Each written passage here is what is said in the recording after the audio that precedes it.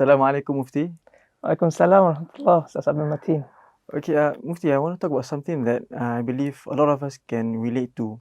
You know, in this age of information, I find it really hard sometimes to reflect and think deeply. You know, sometimes when I chance upon a time where I can actually reflect, I really feel a sense of good fulfillment. Silence can be defined as something that is in the absence of noise, or in the absence of any forms of reactions or expressions maybe. What is silence to you, Mufti? Well, silence only makes sense when you compare it with its opposite, with noise, with distractions. And I think you're right to say that in our world today in particular, silence is a rarity. It's like it's an asset to have, but not everyone has it because we are so busy with our lives. And of course, as you mentioned as well, the use of IT, information technology, with social media in particular, everyone feels that they have a say and they need to say something. Either we are part of that, we say things, or we get things said at us. So we're always in a constant state of, our minds are being engaged all the time. In some ways, of course, it's good for our minds to be engaged, to think about, issues and questions and to think of answers and solutions. But I think it's also part of our human nature, which we have to discover, is our ability to listen to ourselves. That state of calmness within us. The people say, your conscience must be clear. When you do something, you have to have a very clear conscience. Yeah. But in order for us to really have our conscience on issues, on problems, on challenges, we must be able to hear ourselves. And I don't think we can hear ourselves if we are constantly bombarded with images, sounds, voices. So that is where silence comes in very strongly. So I think, when you do a very simple practice, and I would encourage our listeners to just have this little practice of just try to find a silent moment. Silence does not mean you don't hear anything. When you're in a very quiet room, you will hear something, right? Yeah. You will hear your breathing, because you have to breathe. Yeah. And if you listen even deeper, you will hear your heartbeat. So there are things that are moving. Even as our natural sort of expectation of voices to come around does not exist, but there are things within us that gives off certain sort of natural activity like breathing and our heartbeat. Yeah. But at the same time, you might also be able to pick up your thoughts even clearer. And this is what I mean by, conscience. When you hear yourself speak to yourself, I don't mean, you're at home in your own room, you start talking to yourself and someone starts saying, monologue. Yeah, is he all right? Is she all right? Starting to talk to themselves.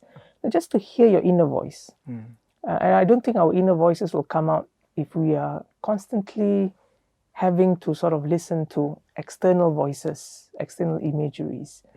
And one of the most powerful outcomes of having those moments of silence is clarity in thought.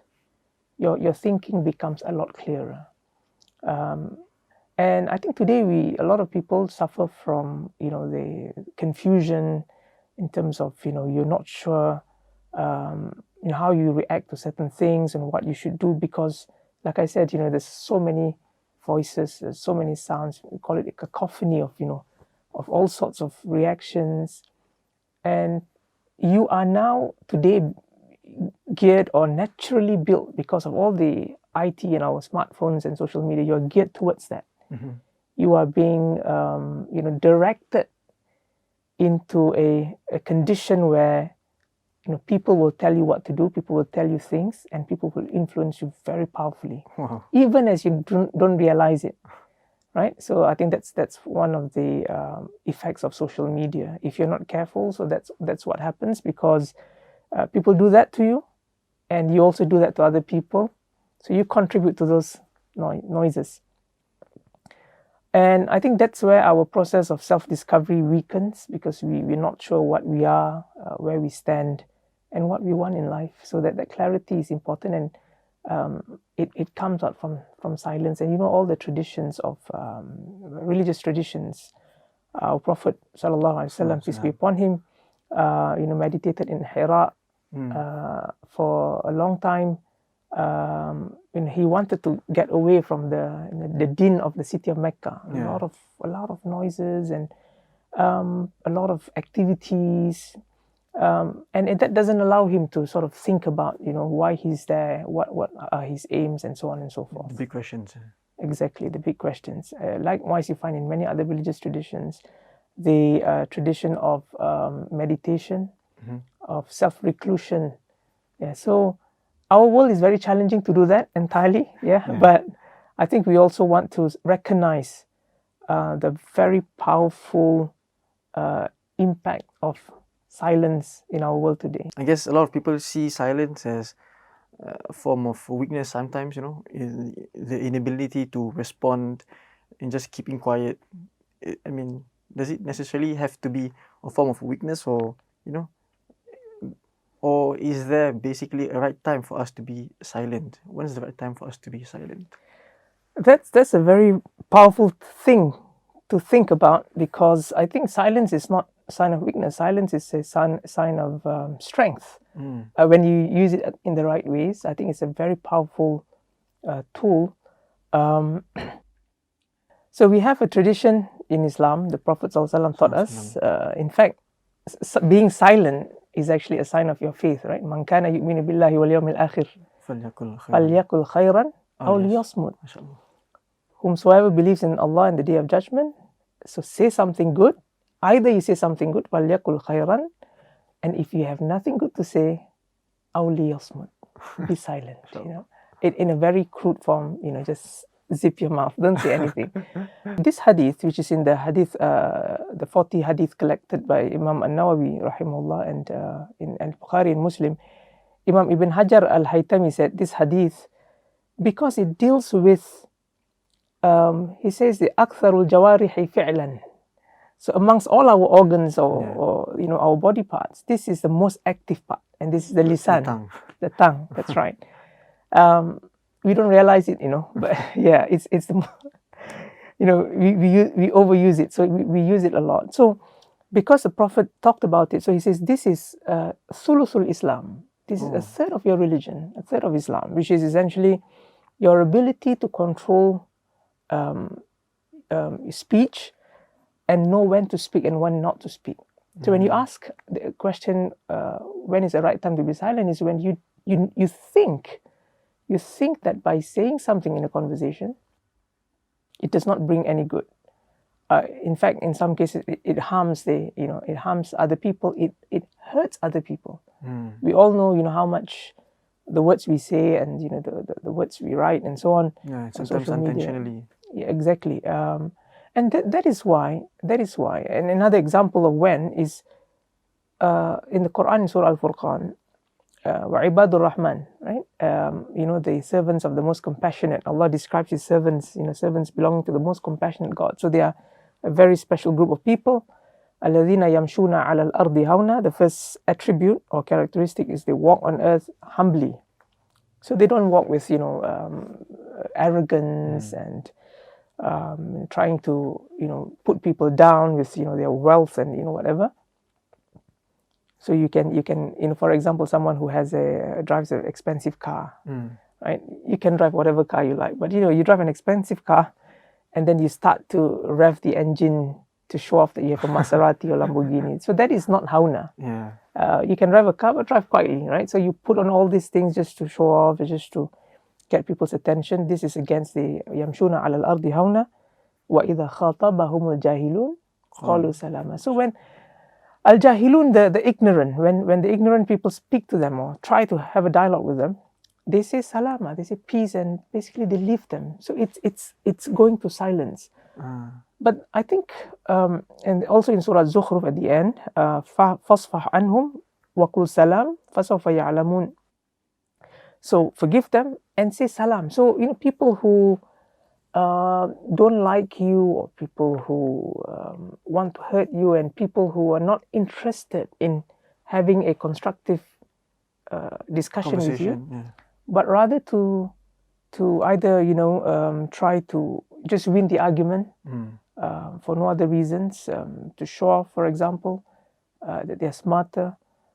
So there's no particular good objective at the end which brings goodness to people. Al-Jahilun, so the Quran says this group of people, Ibadur Rahman, they will say to this group of Jahilun, the ignorant, Qalu Salama. So peace, and they just walk away. So there are moments, I think, in life where we have to really consider the effect of what we say. And I think it's not just about, in a social context, a broader social context. I think in our families, with our immediate families, with our spouse, with our children, with our parents, you need to know when to say, when not to say. Right? I'm sure you have, as a new couple, Alhamdulillah. You would have discovered when you should say certain things and when you should just, be quiet, be silent. Because silence is powerful. But you see, the thing is not to be silent as a form of punishment.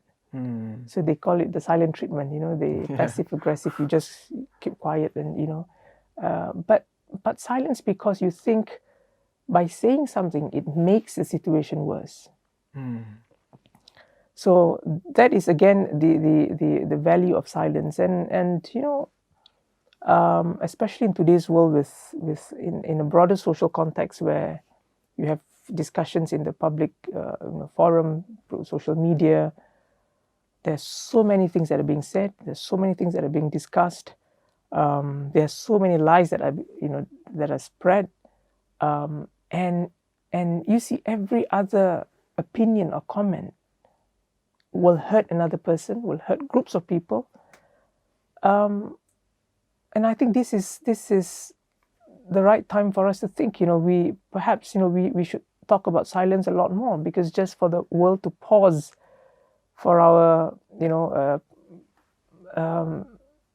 to have a greater thinking and reflection of the impact of our words and our thoughts on people. Inshallah. But sometimes we can admit that silence is indeed something that we need to reflect upon more and emphasize even in these current circumstances.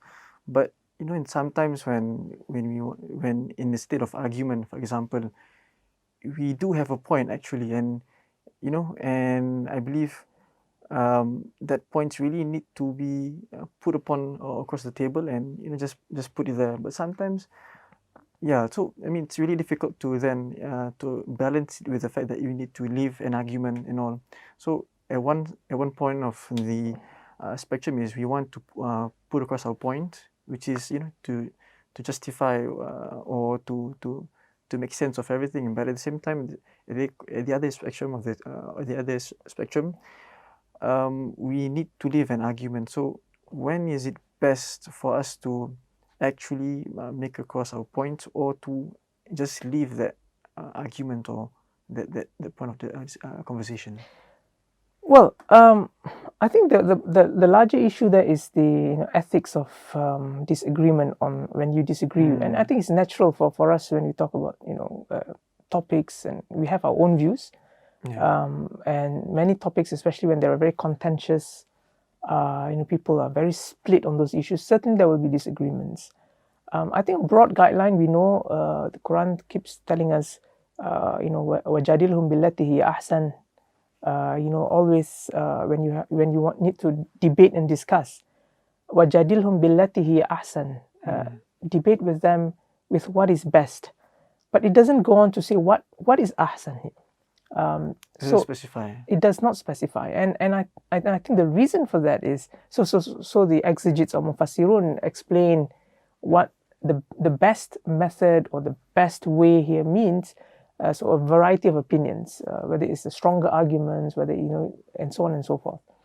But I think the reason why it's kept general is because you have to look at the situation and decide in this particular environment or context or situation, how can I convey my points in a respectful way that does not hurt people but puts across my views in a fair manner that can be debated and discussed. And I think that's something we have to continue to develop.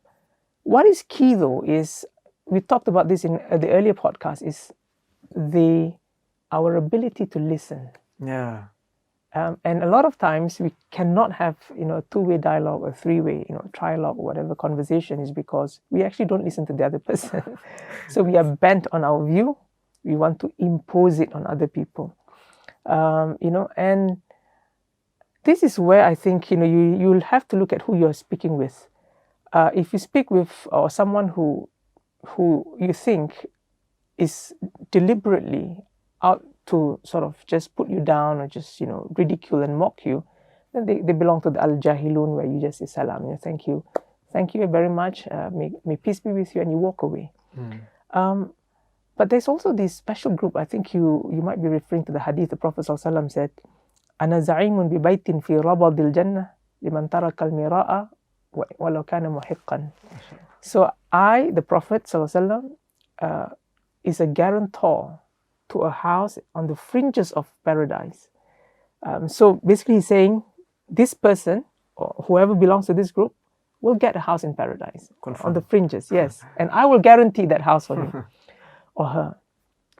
Liman taraka al-mira, whoever leaves an argument, wa in kana muhiqqan. Even if he's right.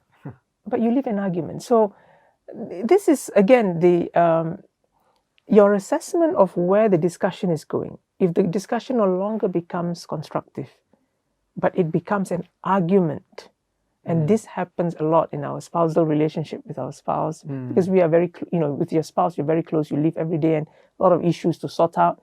Sometimes it can quickly escalate from just a discussion into an argument. Yeah. And this is where you can drop it. Liman taraka al-mira, you drop that argument, even that I still think I'm right, but you drop it, right, out of respect, and you want to maintain that relationship. So there is those abilities that I think we can develop, and that is part of looking at arguments or conflicts, from the perspective of silence as a value of looking at where we should restrain ourselves, hold ourselves back, and not speak even a word, right? But what's beautiful is in Surah Zukhruf, the verse started with "Fasfah anhum," forgive them first. Waqul salam, then you say salam, right? So before you even go silent, you have to. This is about us managing our emotions. You have to let go of any kind of anger, any kind of resentment. Let it go, and then you just go quiet and silent. You step back basically, and I think that will help improve the relations. And I think you may have heard about this hadith. One day the Prophet ﷺ was with Sayyidina Abu Bakr, and Sayyidina Abu Bakr, a man came, and the Prophet was sat next to Abu Bakr, and the man came and started to insult and curse Sayyidina Abu Bakr, swear at him. So that man swore at Sayyidina Abu Bakr once. He was quiet. He didn't respond. Just silent. The hadith says it was just quiet. Second time silent. And the third time, Sayyidina Abu Bakr responded. And when Sayyidina Abu Bakr responded it didn't say what he said, but he responded to the man because of the man cursing him. The Prophet stood up and left. So Sayyidina Abu Bakr ran after the Prophet and said, why did you leave? What happened? He said, the first time that man swore at you and you were quiet, the angel was guarding you. Second time you were quiet, the angel also guarded you. The third time you responded because you were angry, the angel left and shaitan took over. And I don't stay where the shaitan comes. So he walked away. So the power of, it's very difficult, of course, but this is again the Prophet and Sayyidina Abu Bakr, and you look at, but it's again, and another before I end this, Abu Hurairah radiallahu anhu, the same thing. I mean, one person came again, all about curse and insult. And these are the most pious people, the most wonderful people, and they get cursed and insult. So who are we, right? Yeah. He was insulted once and cursed once, and you know what he said? Someone cursed him and insulted. He said, Allahumma in kana sadiqan faghfirli. Allah. So if that man who insulted me is true in his insult, because I did something wrong, that's why he insulted me or cursed me or whatever, then please forgive me because I did something wrong. Wa in kana kadiban, and if his insult was wrong, faghfir lahu, please forgive him for insulting me. You see, and the beautiful thing is they did not respond. They were quiet, and I think that's a very high sort of the lofty sort of state that we want to get at. We are able to see past comments. We are able to see past criticisms. A lot easier said than done. But I think that process must be there, that you are able to control yourself, that you're able to be silent with yourself, and I think that will translate into the ways you manage your social life with other people. Okay, wow. Thank you so much, Mufti, for that important reminder about being silent. We've learned so much just by being silent at the right time, for the right reasons, and also the benefits that entail for just being silent. And for the listeners out there, I mean, if you enjoy today's discussion, do let us know some of the points that you find beneficial, and tag us on Instagram at Muslim.Sg. So we'll see each other, inshallah, on the next episode. Until then, Assalamu alaikum.